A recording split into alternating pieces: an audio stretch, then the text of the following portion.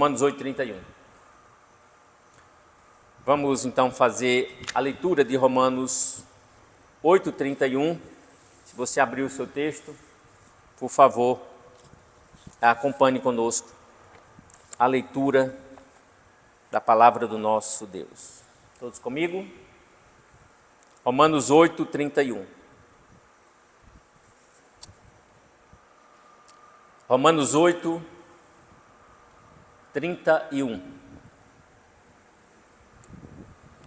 Diz o texto: que diremos, pois, à vista destas coisas? Se Deus é por nós, quem será contra nós? Vamos orar. Obrigado, Senhor, pela Tua palavra. Hoje nós podemos, mais uma vez, experimentar a riqueza dela por meio do texto que nós lemos de Romanos 8:31 e pedimos que o Senhor fale ao nosso coração e que saiamos daqui convictos de que podemos até enfrentar o medo, a insegurança, mas confiando inteiramente no Senhor, sabendo que o Senhor é o Senhor da nossa vida. Usa o teu servo nesta noite como instrumento em tuas mãos e fala ao nosso coração, em nome de Jesus, amém. Irmãos, vamos falar sobre o tema medo e insegurança. Pedro afirma que fomos regenerados mediante a palavra de Deus. Observe isso, nós fomos resgatados, nós fomos salvos. O Espírito Santo fez um trabalho de transformação em nossa vida, o que Pedro chama de regeneração pela palavra de Deus. Isso está em 1 Pedro 1:23.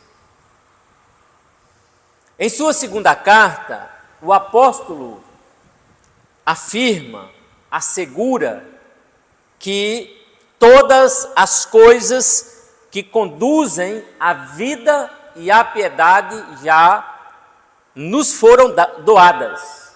Então nós temos tudo para vivermos uma vida piedosa. Mas é interessante que, a despeito dessa segurança encontrada na Escritura, muitos vivem atormentados pelas circunstâncias adversas da vida. Isso revela que boa parte dos crentes não possui a firme convicção de quem é e do que tem à sua disposição. Muitos não entendem isso. Isso os impede de experimentarem alegria e segurança que há em Cristo Jesus. São pessoas muitas vezes imaturas em suas atitudes, o que exige amadurecimento, maturidade. E para isso ser uma realidade, para que isso seja alcançado, é preciso uma mente transformada.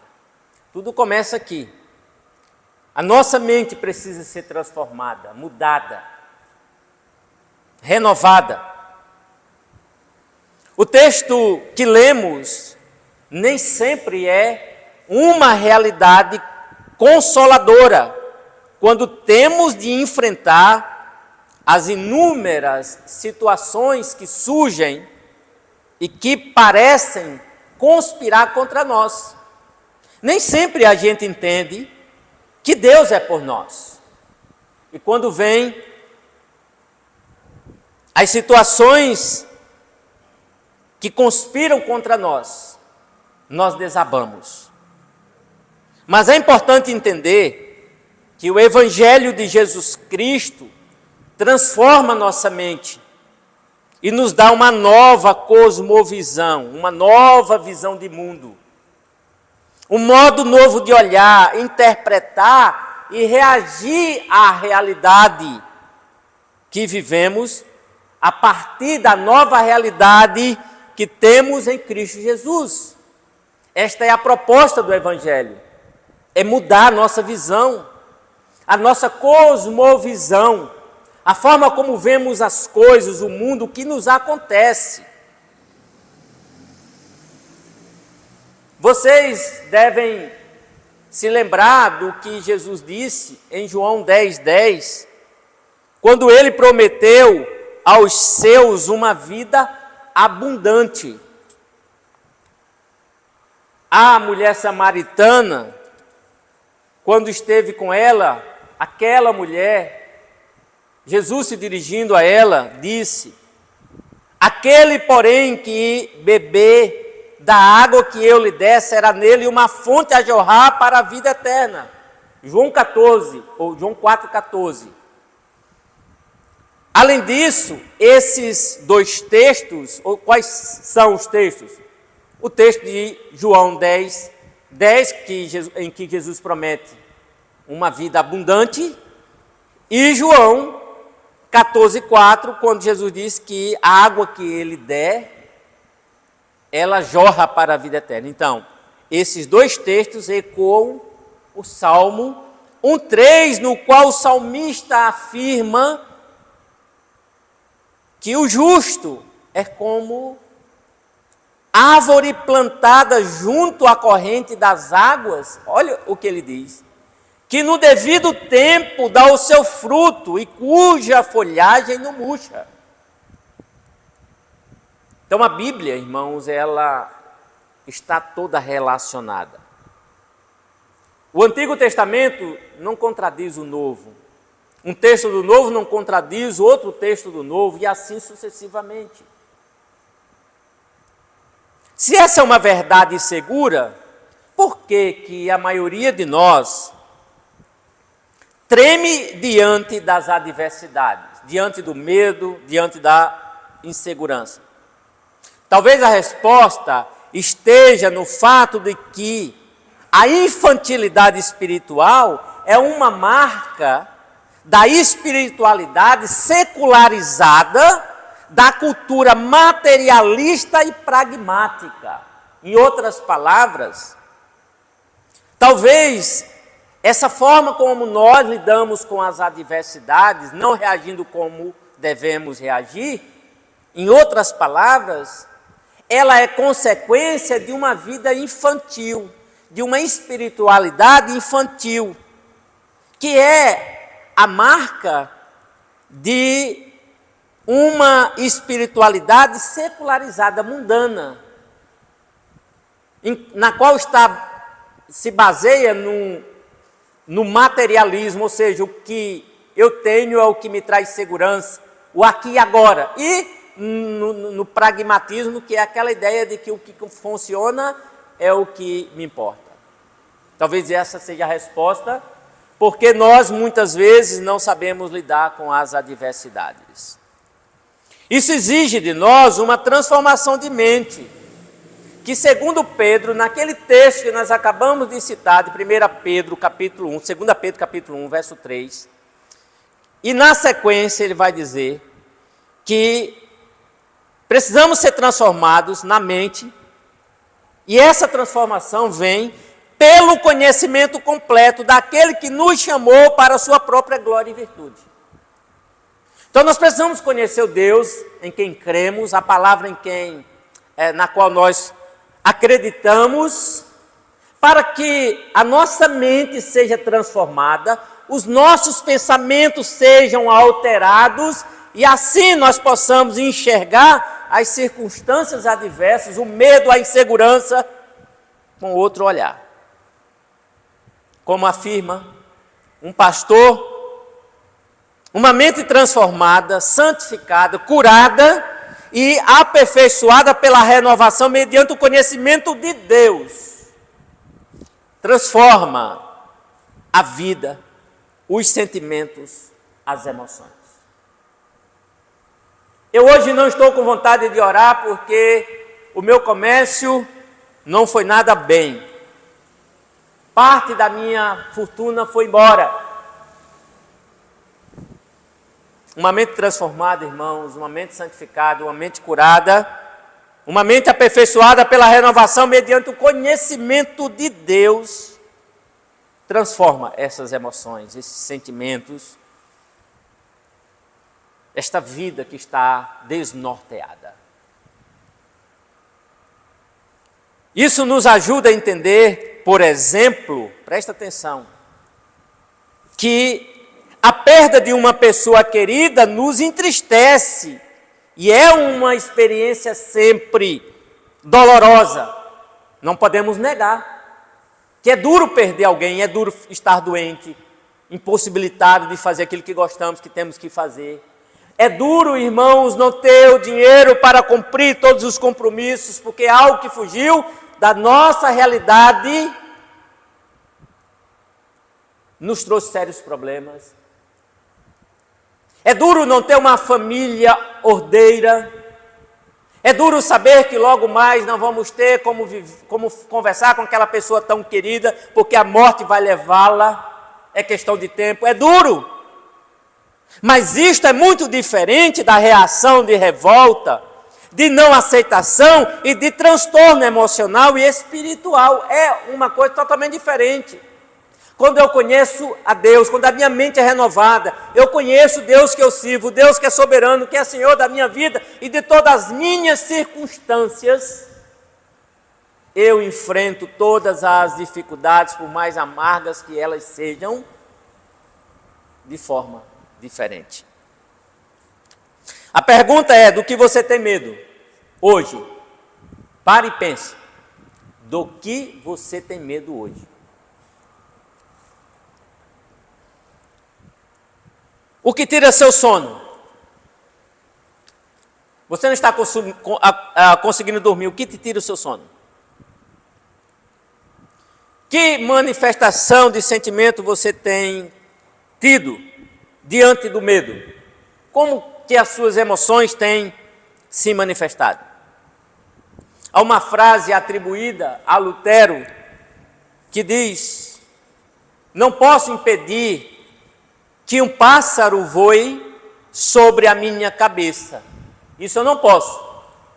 Mas posso impedir que ele faça um ninho nela. É bom lembrar, irmãos, que nossas emoções e sentimentos decorrem dos nossos pensamentos e convicções. Elas podem até acontecer, elas podem vir contra nós, em nossa vida, mas a forma como nós reagimos é resultado do que pensamos acerca de Deus, acerca de quem nós somos em Cristo. A maneira como você enxerga, a maneira como eu enxergo, a maneira como nós interpretamos uma situação determina como nós reagimos a ela.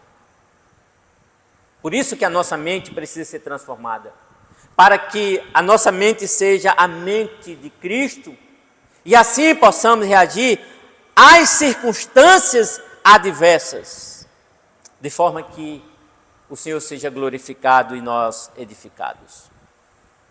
Ou seja, as convicções estruturam os pensamentos e os pensamentos determinam as ações. Quais são as suas convicções sobre Deus, por exemplo? Deus é quem para você? Deus é um velhinho que não tem muita condição de fazer o que eu preciso. Deus é alguém que, como relojoeiro, criou este mundo, deu corda e agora não pode fazer mais nada por ele. Este é o Deus que você crê, estas são as suas convicções. Então, se essas são as suas convicções, elas vão estruturar os teus pensamentos e os teus pensamentos vão determinar as ações que você vai ter diante das circunstâncias adversas. Mas se você entende que o Deus que você serve é o Deus criador dos céus e da terra, é o Deus que escreveu a história, E conforme ele determinou, minuto após minuto, momento após momento, que vai desenrolar o novelo pouco a pouco e que ele está no controle de cada situação. Lembra do que Jesus disse? Que até os cabelos da nossa cabeça estão contados.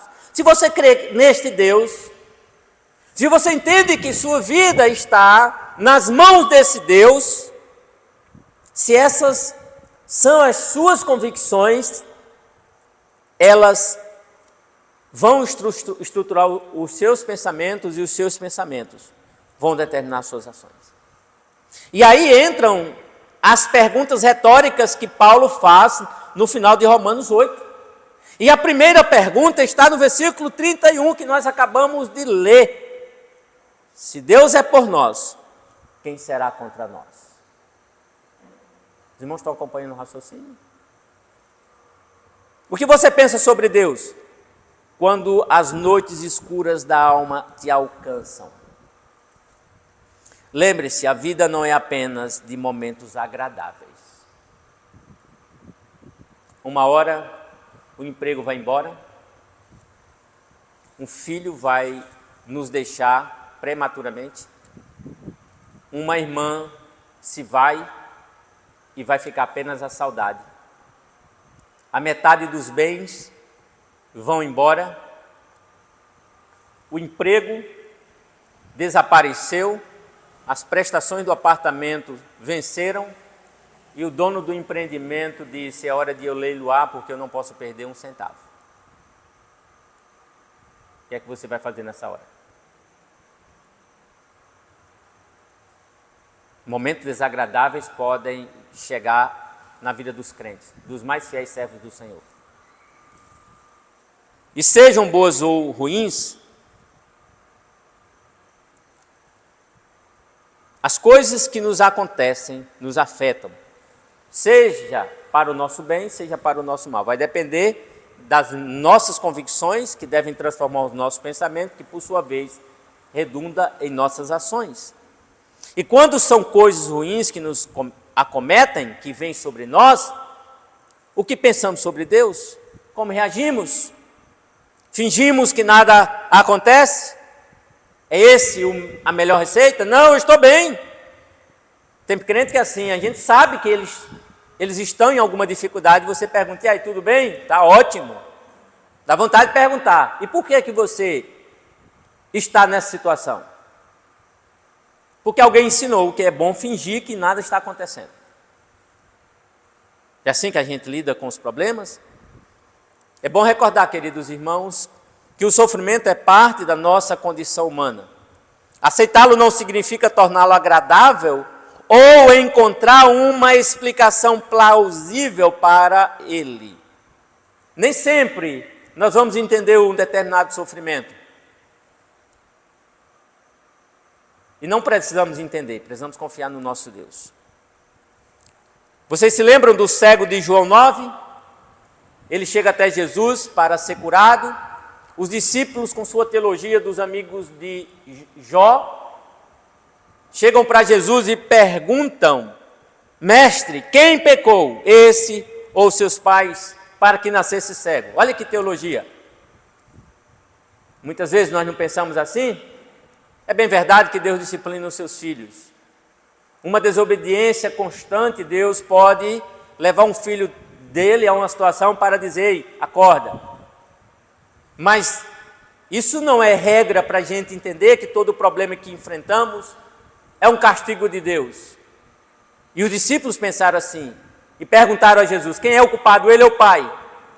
E Jesus responde: nem ele pecou, nem seus pais, mas foi para que se manifestem nele as obras de Deus.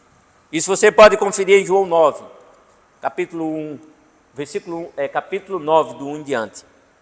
Nosso grande problema, muitas vezes, é a nossa má teologia, a nossa má compreensão das verdades divinas. Você já ouviu alguém dizer, diante de um pedido de oração feito por uma pessoa em favor da sua saúde, por exemplo, dizer assim: Deus vai te curar porque você é filha dele? Você já ouviu alguém falar assim?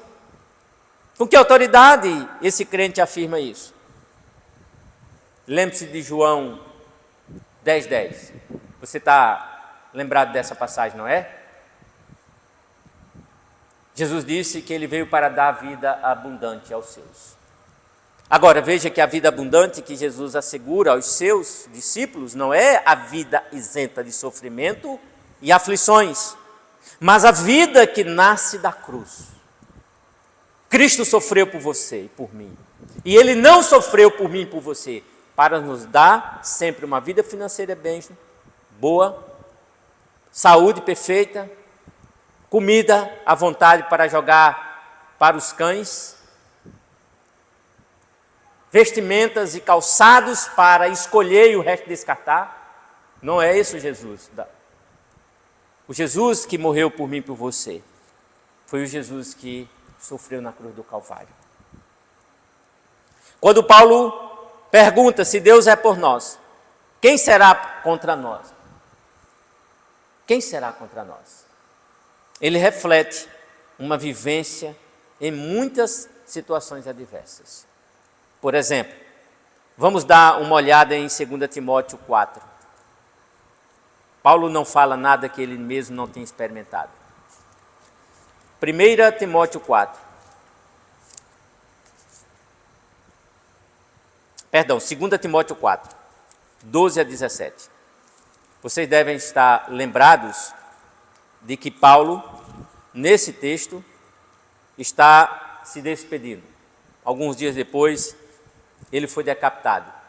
Passou desta vida para melhor. Foi para Cristo, foi para a presença de Deus, foi para o terceiro céu. E olha o que ele diz a partir do versículo 12 de sua segunda carta, capítulo 4. Quanto a Tíquico, enviei-o a Éfeso. Quando vieres, traze a capa que deixei em Troade na casa de Carpo e os livros, principalmente os pergaminhos. Alexandre o latoeiro causou-me muitos males, o Senhor lhe pague, segundo as suas obras. Tu também te guardas dele, porque resistiu muito às nossas palavras. Ninguém me deu assistência na minha primeira defesa, antes todos me desampararam, que isso não lhe seja cobrado. O Senhor, porém, esteve ao meu lado, me apoiando e me fortaleceu para que por mim fosse cumprida a pregação e a ouvissem todos os gentios, e livre fiquei da boca do leão. E o versículo, até o versículo 17. Quais são os dramas que Paulo enumera nesses versículos pessoais? O primeiro, solidão. Versículo 9, 11 e 12, ele vai falar da solidão. Isso, ele está preso. Ele diz que foi abandonado, versículo 10, versículo 16, no capítulo 1, versículo 15. Ele foi traído, no versículo 14, por esse latoeiro. Ele foi privado, no versículo 13, e aí nós podemos enumerar algumas privações, emocional, mental, física, ingratidão. E como ele reagiu a tudo isso? Vamos então voltar para 2 Coríntios 4:8, e ele vai dizer como que ele reagiu a tudo isso. 2 Coríntios 4, versículo 8, até o versículo 10. Em tudo somos atribulados, mas não angustiados, perplexos, mas não desanimados, perseguidos, mas não desamparados, abatidos, mas não destruídos, levando sempre por toda parte o morrer do Senhor Jesus no nosso corpo, para que a vida de Jesus se manifeste também em nossos corpos. Então foi assim que ele fez. Mais um pouquinho, vamos voltar para o capítulo 1, versículo 8 a 10. Ele diz: não queremos, irmãos, que ignoreis a tribulação que nos sobreveio na Ásia. Fomos sobremaneira agravados mais do que podíamos suportar, de tal modo que até da vida desesperamos. De fato, já em nós mesmos tínhamos a sentença de morte, para que não confiássemos em nós, mas em Deus, que ressuscita os mortos, o qual nos livrou e em quem esperamos que ainda nos livrará de tão grande morte. De volta a Romanos, irmãos, que estamos considerando, capítulo 8, versículo 31. Perceba que Paulo não diz: se Deus é por nós, nada irá acontecer contra nós.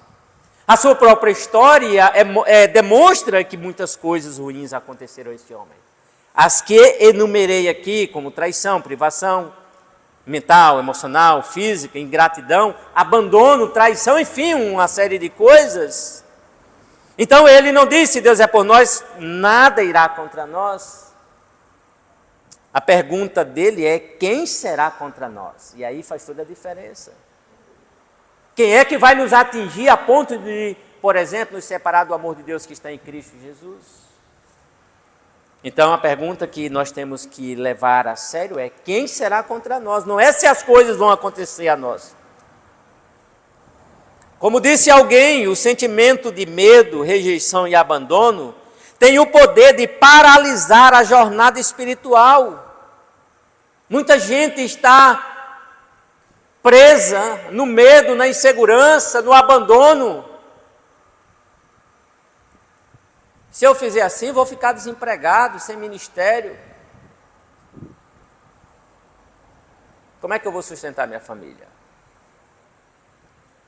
Se eu falar essa verdade para essa pessoa, eu vou perder um amigo, vou perder algumas benesses. Mas, irmãos, antes da gente tomar qualquer decisão precipitada, perguntemos: quem será contra nós? Não é por acaso que João diz que o medo produz tormento. 1 João 4,18. Logo, no ambiente de medo, insegurança, desconfiança e suspeita, não crescemos. Quando nós ficamos presos às circunstâncias, aos inimigos que são maiores do que nós, às perdas que nós achamos tão importantes em nossa vida, nós não crescemos, nós não avançamos no nosso relacionamento com Deus. E para mudar esse quadro é preciso nos apegar à afirmação paulina, que vai além da pergunta: quem será contra nós? E a afirmação dele é que Deus é por nós. É por isso que nada será contra nós, a ponto de nos destruir. Porque Deus é por nós. Os irmãos percebem que a pergunta de Paulo é profunda? Ele sempre estará conosco, irmãos. Ele sempre estará a nosso favor. Nunca contra nós. Deus fez uma aliança conosco na pessoa de Jesus. Vocês se lembram do texto da ceia? Jesus disse: este cálice é a nova aliança no meu sangue derramado em favor de vós. Jesus fez uma aliança comigo e com você e Ele não vai romper essa aliança. A pergunta que temos que fazer é: se nós temos uma aliança com Ele, se de fato essa aliança está firmada. O mesmo Jesus garantiu: e eis que estou convosco todos os dias até a consumação do século. Ele disse isso. Ele afirmou isso.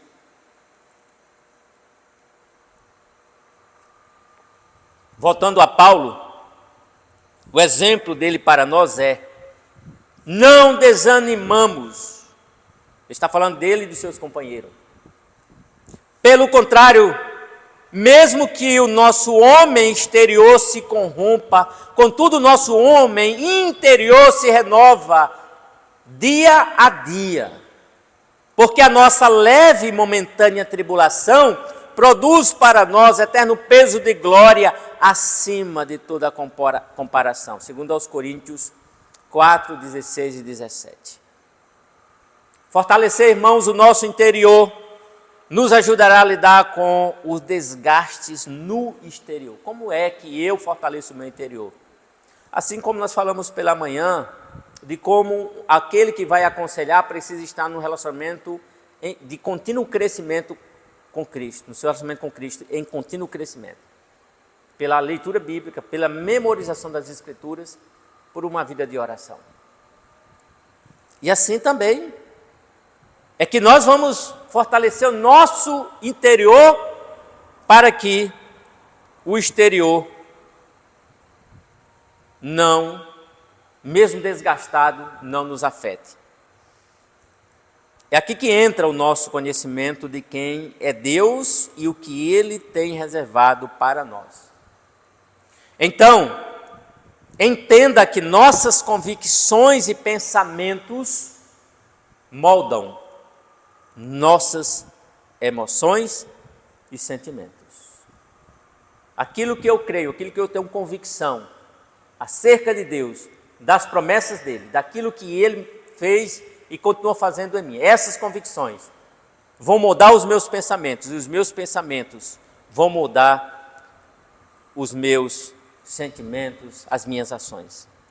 Como salienta um pastor, os fatos em si não são o problema. A gente dizendo que o problema, porque nós reagimos a determinadas circunstâncias, é porque algo fora de nós está nos afetando. Então o culpado é sempre o outro. Mas, como disse esse pastor, os fatos em si não são o problema, mas o modo como os interpretamos e a relação que eles têm com Deus e a fé que professamos. Esse é o grande problema. Não são os problemas, não são os acontecimentos que vêm sobre nós, mas o modo como nós interpretamos o que está nos acontecendo, a relação que nós fazemos com Deus e com a fé que nós professamos. Este é o grande problema. Devemos sempre ter em mente, irmãos, que toda a revelação bíblica é um longo testemunho do cuidado de Deus para com o seu povo. Se você ler a Bíblia de Gênesis a Apocalipse, você vai ver um Deus que provê para o seu povo, um Deus que sustenta o seu povo.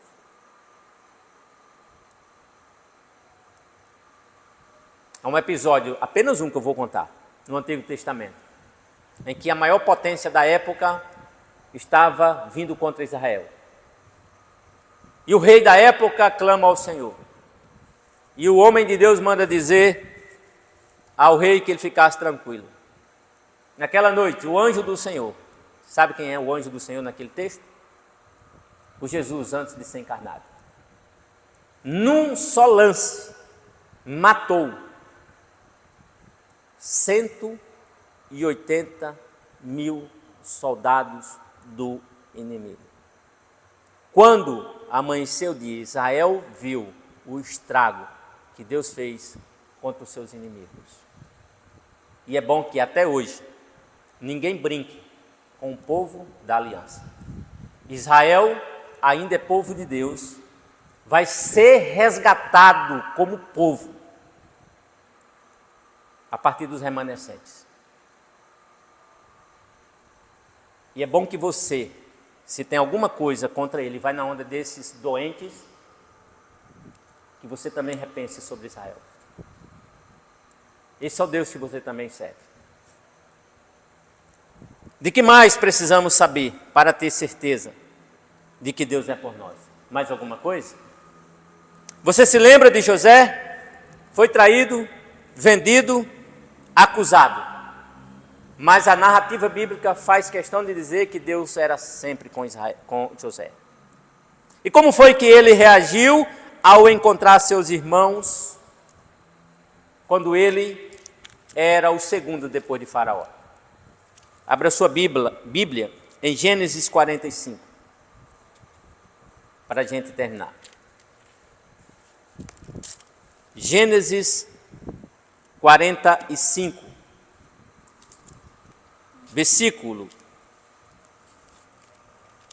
do versículo 4 em diante.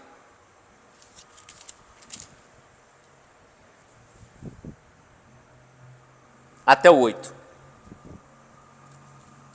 Gênesis 45, do 4 ao 8 diz o seguinte: Agora, porém, não vos entristeçais, nem vos irriteis contra vós mesmos, por me haverdes vendido para cá, porque para a conservação da alma Deus me enviou adiante de vós.